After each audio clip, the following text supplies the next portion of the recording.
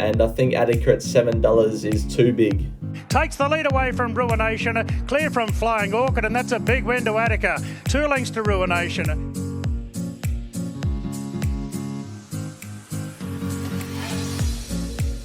Hello everyone and welcome to this week's preview. Caulfield Guineas Day on Saturday, one of my favourite race days of the year. Made a loss last week but hoping to get back in profit on Saturday with some great racing around the country. Cox Plate Day is coming up and I'm running the Punters Club at Alexandra on Cox Plate Day, so make sure you get out to Alexandra if you can and come in the Punters Club room where I'll be running the Punters Club, so please do that if you can on Cox Plate Day. Fan Cup, Paul Flanagan absolutely flying, still flying. He had War Machine last week as his best, so he's top of the leaderboard again for the first week of October. You can submit your best bet down below as well, totally free just by following these guidelines. We're going to have a great day on Saturday. I can feel it. Let's get on with the tips. Across a day where I think there's some good bets, this one would marginally be my best bet of the day. Caulfield Race 3, number 9, Plymouth, 2.5 units to win on at $3.40. We're going to take a look at its last start, Benalla Cup win over 2,100 metres. Going outside the leader and managing to fend off Chasing Aphrodite.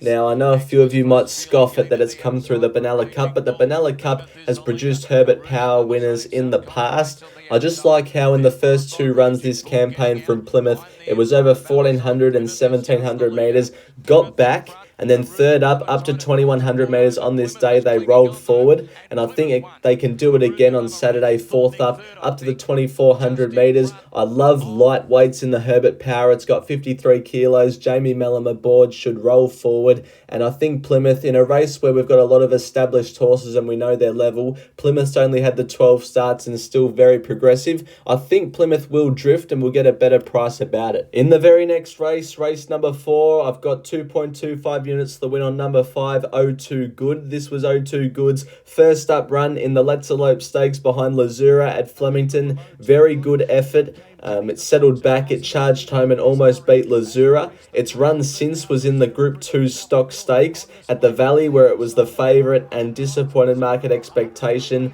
I just think it was a combination of second up syndrome and the good 3 track at the Valley being a bit too firm for it. Now it's third up to 1,600 metres.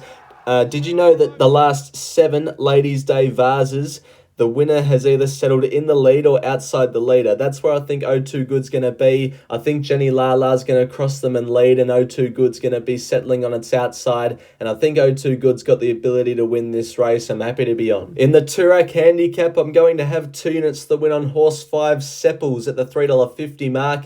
This was its last start win at Group 1 level. It was the Group 1 Sarupa Clark Stakes over 1,400 metres. Now carried 52 kilos on this occasion. Has to go up to the 57, which is a little bit of a query. I think people are querying it over the 1,600 metres as well. But in the Australian Guineas, it settled off midfield and rattled home into 4th. I don't think the 1,600 metres will be an issue. Gate 4 gets the absolute perfect run, either outside the leader or just in behind the speed, in my opinion.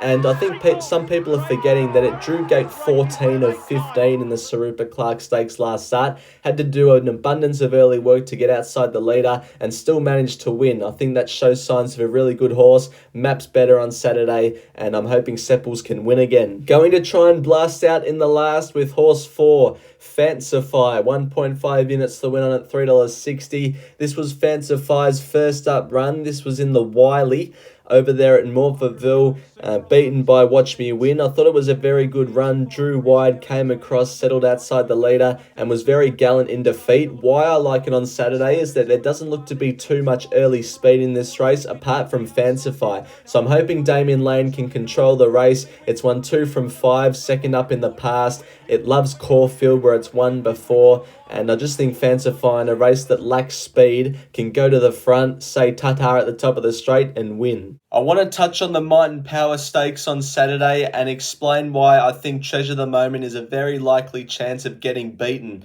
So I'm going to show a split screen actually.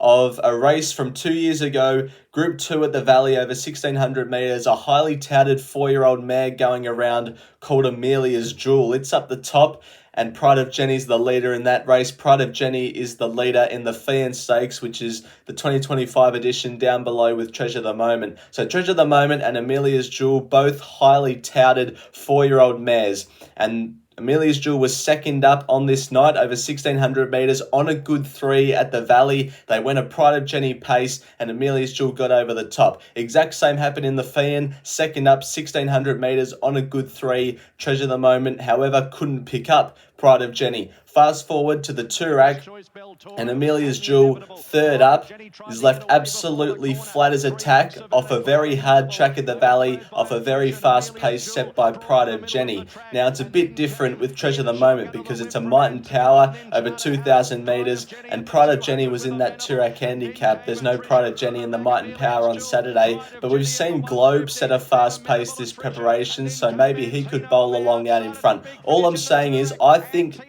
believe Treasure the Moment is a very likely chance of being flat on Saturday, and up against a really good consistent horse in Buckaroo. I think Buckaroo, well, it has to be on top. I'm a bit worried about Treasure the Moment, especially that price. Let me know what you think of that theory in the comments, whether there's some truth to it or you think that I'm overthinking it. I also want to talk about the Caulfield Guineas. A lot of you would have seen my Black Booker video the other night where I explained my process of identifying the horses, especially at value. And it threw up Private Life and Feroce last year, who quinelled the race at big prices. Well, I put the same horses through the ringer for this year's Caulfield Guineas from the 3 main lead-up races, the Golden Rose, the Stud Stakes, and also the Caulfield Guineas Prelude. And there was only one horse that ticked all 3 boxes. It was Romantic Encounter. So it only was its second race start in the Stud Stakes last start. It rolled forward. It was doing some very good work through the line from gate 13. Should be up on pace again. And maybe at its third career start, it could win the Caulfield Guineas. It's a good price too. Romantic Encounter is the one that I'm following into the Caulfield Guineas. Going to Rosehill, starting in race 6 with horse 14, Within the Law. 2 units the win on it, $3.10. We're going to take a look at Within the Law's last start run just last week in the Flight Stakes behind Apocalyptic. It finally enjoyed a good run throughout, and it wasn't disappointing, I don't think. It tried its hardest, couldn't pick up Apocalyptic, who is a superstar. Look, Within the Law's drawn gate 19 on Saturday, which I don't think is ideal and might even get scratched. It'll have to go back, but I just love it off the week back up to 1,800 metres. Those 2 factors for Within the Law, I think, is exactly what it needs. It's shown that it's up to open company in the past because it's run only 0.13 lengths off Nepotism in the Champagne Stakes against the boys in April of this year. So I don't think stepping away from Fillies grade will do it any harm, and I just think it's got the class to win. I'm happy to be on. Blasting out in the last at Rosehill with horse 3, Rosalind Star, 2.25 units to win on at $2.50. This was Rosalind Star's last start run at Rosehill on Grand Final day behind Monte Supreme. Arguably, it should have won this race, was sort of held up from the 400 to the 300 metres, and in the end only got beaten by a quarter of a length. I thought this was a very good run. Zach Lloyd sticks. I'm hoping can either settle one off the inside, 1 to 2 pairs back on Saturday, and be very hard to beat 4th up now. 4-year-old Progressive only had the 6 starts. I'm hoping Rosalind Star can do the punters justice and win the last on Saturday. It's that time of the week, it's last man standing. I think Cole and Adzi both made profits last week, so they're well clear on top now, the 2 of them, and then I've held down 3rd, Hayden 4th, Sky High Horse Racing in last place. What are we doing this week? Cole's had some success when he's gone to the Friday meetings, and he's having 25 each way on Charcoals in race 7 at Cranbourne tomorrow night, as well as 25 each way on Napoleonic to knock off Mahuna in the Roman Console on Saturday at Rosehill. Adzi's going for a $90 win all up, Mahuna into Treasure the Moment, and then a $10 win all up. King Zephyr into Sepples, into Autumn Boy, into Tavs in the last at Eagle Farm. I'm going to have a $100 place all up, going for Plymouth into Sepples, into Rosalind Star. Hayden's going to have a $70 win all up, Buckaroo into Sepples, and a $30 win all up, Treasure the Moment into Sepples. And then Sky High Horse Racing is going to have a $50 win all up. King's Effort into Treasure the Moment into Sepples, and then 25 the win on Nepotism in the Caulfield Guineas, and 25 the win on Willie Do It up there in Sydney. That's what we're doing for Last Man Standing this week. Eagle Farm Race 9, number 10, Fukabana, 3 units the win on it, $2.30. We're going to take a look at its trial from the start of September at Deagon. Now, this wasn't any spectacular work. It wasn't asked to do much, but it has had a trial since this at Grafton on the 22nd of September and won that trial by 2.5 lengths. So I think the horse is going very well. It's a first up winner in the past. Its last start run at listed level in June, it only ran a length and a half behind Transatlantic, who goes around in the Group 1 on Saturday at Caulfield.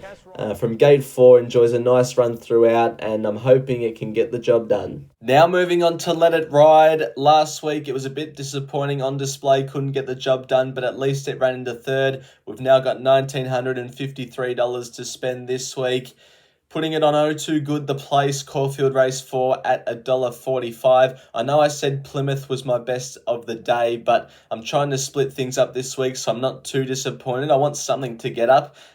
Last Man Standing fails. Hopefully the Let It Ride can get up for a place. 0-2 Good will be either out in front or outside the leader, and that's where you need to be in the Ladies' Day Vars. Thanks everyone for watching this week's preview. It's about a 15.5 unit spend this week. Couldn't find too much value.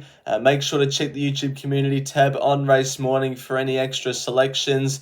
Thanks everyone once again for watching this week's preview. It's going to be a great day, Caulfield Guineas Day. And until next video, bye for now.